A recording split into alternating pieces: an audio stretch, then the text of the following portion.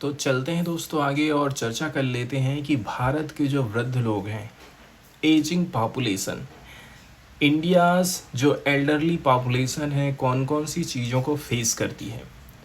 इसके बारे में बहुत कम चर्चा होती है। चर्चा होती है केवल युवाओं के ऊपर, पार्टिकुलरली सरकार भी युवाओं के ऊपर ही ज़्यादा फोकस करती है। वृद्ध लोगों के लिए बहुत कम स्कीम लॉन्च होती है। नॉर्मली देखा जाए, आप जब वृद्ध होते हैं, बूढ़े होते हैं, जब तक आपके पास में पैसा है तब तक आपके घर वाले आपको पूछेंगे। यदि आपके पास में पैसा नहीं है तो आप समझ लीजिए आप एकदम बेसहारा हो गए हैं। पार्टिकुलरली उन लोगों के लिए बहुत अच्छी लाइफ हो जाती है जिनको रिटायर के बाद पेंशन मिल रही है। एग्जाम्पल के तौर पर यदि कोई रेलवे से रिटायर हुआ है और रेलवे यदि उसको पेंशन दे रही है तो उसकी लाइफ अच्छी होने वाली है। यदि उसको पेंशन की सुविधा नहीं है, अब वो काम नहीं कर सकते हैं, खेती बाड़ी का काम नहीं कर सकते हैं, बाहर काम करने के लिए नहीं जा सकते हैं, सीधे सीधे वो डिपेंडेबल हो जाते हैं फैमिली के ऊपर, मतलब अपने बेटे और बहू के ऊपर। अब यदि आपकी बहू अच्छी है तब तो फिर आपकी बात बन गई है, आपका बेटा बेहतर आपकी केयर कर रहा है तब तो आपकी बात बन गई है। लेकिन यदि दोनों में से कोई एक भी ख़राब निकल गया ना तो आपकी लाइफ पूरी तरह से बर्बाद हो जाएगी। फिर ये लोग क्या काम करते हैं, मजबूरी में लड़ाई झगड़ा होते रहता और फिर घर छोड़ करके ये लोग निकल जाते हैं। ऐसे केसेस में क्या होता है, ऐसे समय में फिर इनको सहारा मिलता है वृद्धाश्रम का। वृद्धाश्रम में जा कर के ये लोग रहना चालू कर देते हैं। तो ऐसे कौन कौन से कदम उठाए जा सकते हैं कि ये जो एल्डरली पॉपुलेशन है इंडिया की, इनकी लाइफ को हम बेहतर बना सकें। 250 शब्दों में जो हमको आंसर राइटिंग करना है उसकी लाइन इस प्रकार से होने वाली है। From social and financial independence, वृद्ध लोग एक तो सामाजिक तौर पर और दूसरा फाइनेंशियल तौर पर इंडिपेंडेंट बन सकें, इसके ऊपर सरकार को फोकस करना चाहिए। साथ ही साथ एक्टिव लाइफ स्टाइल कैसे करके ये अपना सकते हैं। We need to focus on preparatory measures for India's aging population, मतलब वृद्ध हो रही आबादी के लिए तैयारी संबंधी उपायों पर ध्यान करने की आज हमको ज़रूरत है। इसी के ऊपर हम ज़्यादातर चर्चा करने वाले हैं। बात हम करेंगे कि भारत में किस प्रकार से वृद्ध लोग की संख्या बढ़ रही है, एजिंग पॉपुलेशन बढ़ रही है, साथ ही साथ में वो कौन कौन सी चीज़ों को फेस करते हैं। जैसे कि दिन प्रतिदिन के काम तक करने के लिए इनके कहना चाहिए हाथ पैर तक नहीं चल पाते। डेली बेसिस के जो काम रहते हैं ना वो तक नहीं कर पाते हैं, टॉयलेट बाथरूम तक नहीं जा पाते हैं, हालत इतनी ज़्यादा ख़राब हो जाती है। मल्टी मॉर्बिडिटी, बहुत सारी बीमारियां इनको घेर लेती हैं, गरीबी से ये परेशान रहते हैं एंड इनकम का कोई भी सोर्स इनके पास में नहीं रहता है। इसी हिसाब से देखा जाए, यदि हम longitudinal ageing survey of India की बात करें, LASI 2017-18 की रिपोर्ट आई थी जिसमें बोला जा रहा है जो 20% ऑफ एल्डरली पॉपुलेशन है वो एक्सपीरियंस करती है ईच ऑफ दीज वल्नरेबिलिटीज़। इनमें से प्रत्येक को फेस कर रही है 20%। 80 यदि वृद्ध लोग हैं तो 20 वृद्ध लोग इन सब चीज़ों को फेस कर रहे हैं। अब हम बात करते हैं कि किस प्रकार की रेमेडी की रिक्वायरमेंट यहाँ पर हमको देखने को मिलेगी।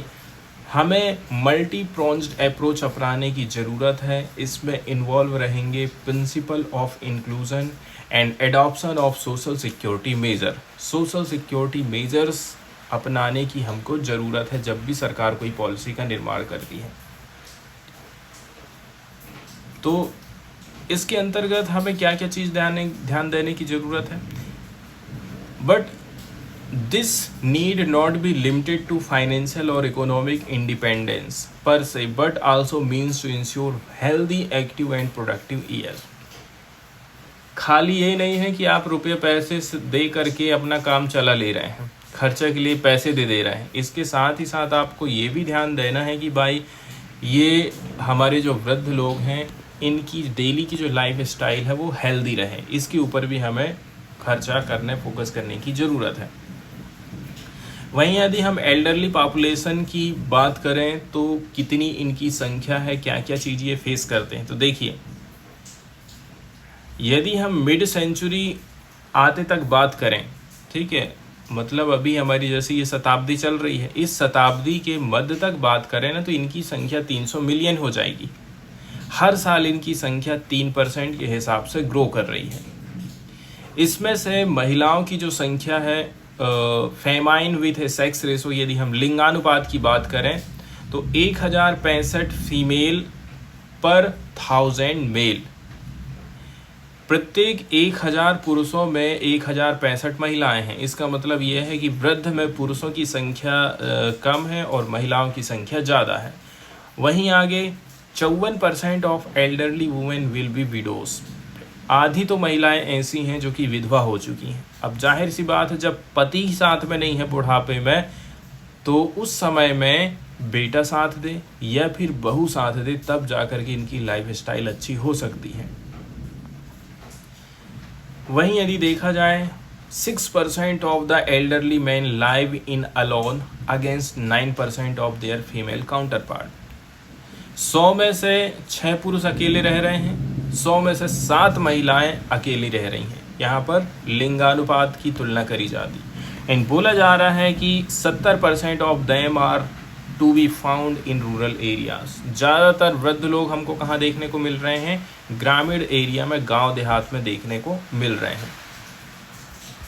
आगे यदि हम मोस्ट डिस्टर्बिंग फीचर्स की बात करें तो इनके हेल्थ स्टेटस से रिलेटेड है। जैसे कि एक क्वार्टर, ठीक है, एक quarter of the elderly S against 20% among the population aged 45% above. 20% लोग ऐसे हैं जिनकी उम्र 45% से ऊपर हो चुकी है, वो हेल्थ से रिलेटेड समस्याओं को फेस कर रहे हैं। 75% पॉपुलेशन ऐसी है जो कि किसी न किसी एक प्रकार की बीमारी या फिर और भी प्रकार के क्रॉनिक डिसीज से गुजर रहे हैं। 40% जनसंख्या ऐसी जिनकी उम्र 45 से ज़्यादा हो गई है, उनमें एक या फिर 2 डिसेबिलिटी, जैसे कि चल फिर नहीं पा रहे हैं, हाथ पैर नहीं चल पा रहे हैं, इस प्रकार की समस्याओं को वो फेस कर रहे हैं। कुल मिलाकर के ग्लोबल जो बर्डन है डिसीज़ का वो बढ़ते जा रहा है, और यदि हम इन लोगों को शामिल कर देते हैं ना तो ये जो बर्डन है और भी ज़्यादा हो जाता है। सबसे ज़्यादा जो समस्याएं फेस करते हैं वो है डायबिटीज़ की बीमारी, कैंसर की बीमारी। ये इंडिया की जो एजिंग पॉपुलेशन है इसमें तेज़ी के साथ में बढ़ते जा रही है। चौथे नंबर की जो यहाँ पर हमको इमर्जिंग कंसर्न दिखाई दे रहा है वो है मेंटल हेल्थ से रिलेटेड, क्योंकि ज़्यादातर वृद्ध होने पर ऐसा हो जाता है कि भूलने लग जाते हैं, किसी को सुनाई नहीं दे रहा है, किसी को दिखाई नहीं दे रहा है, इस प्रकार की समस्याओं को ये लोग फेस करते हैं। 20% लोग ऐसे हैं जो कि मेंटल हेल्थ को फेस कर रहे हैं जिनकी उम्र 45 साल से ऊपर हो गई है, ठीक है, जो कहीं डिप्रेशन को फेस कर रहे हैं, कहीं याददाश्त चली गई है, इस प्रकार की समस्याओं को ये फेस कर रहे हैं। अगली जो समस्या को फेस करते हैं एल्डर पीपल वो है फूड इनसिक्योरिटी। भारत में इतना ज़्यादा खाद्यान्न उत्पादन होता है, लेकिन खाद्यान्न उत्पादन होने अकेले से ही काम नहीं चलता है, क्योंकि उसका सही यूज़ कितना हो पा रहा है ये भी इस बात पर निर्भर करता है, ठीक है। जैसे कि जो 6% लोग हैं ना जिनकी उम्र 45 साल या फिर उससे अधिक हो गई है, वो बहुत कम ही खा पा रहे हैं या फिर एक टाइम का खाना ही उनको नहीं मिल पा रहा है। 5.3% लोग ऐसे हैं them did not eat despite being Hungary. भूख होने के बावजूद भी उनको खाना नहीं मिल पा रहा है, ऐसे ऐसे कंडीशन है। इसके बाद यदि हम बात करें कि भाई अवेयरनेस कितना है, कितने लोग इस बारे में जागरूक हैं, तो मुश्किल से 12% लोग ऐसे हैं जो कि maintenance and welfare of parent and senior citizen act 2007 के बारे में जानकारी रखते हैं। 28% are aware of various concession offered by elderly. 28% लोग ऐसे हैं जो कि जान पा रहे हैं कि भाई कौन कौन से कंसेशन हमको मिल सकते हैं। जैसे कि ट्रेन में बैठ के जा रहे हैं तो ट्रेन में टिकट में इनको छूट मिल सकती है। वे फॉरवर्ड में बात करी जाती है कि भाई वे फॉरवर्ड में कैसे करके हम इनकी लाइफ को बेहतर कर सकते हैं।